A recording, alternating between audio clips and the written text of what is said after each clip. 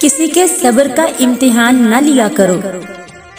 मैंने ऐसा करने वालों को अक्सर पछताते देखा है।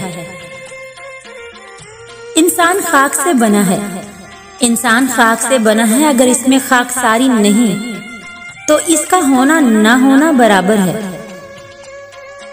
कभी ना गिरना कमाल नहीं, कभी ना गिरना कमाल नहीं, बल्कि गिरकर संभल जाना कमाल है। अगर जिंदगी इतनी ही अच्छी होती, अगर जिंदगी इतनी ही अच्छी होती तो कोई भी दुनिया में रोते हुए ना आता। मेरे पास वक्त नहीं है, मेरे पास वक्त नहीं है उन लोगों से नफरत करने का जो मुझसे नफरत करते हैं, क्योंकि मैं मसरूफ रहता हूँ उन लोगों में जो मुझसे मोहब्बत करते हैं।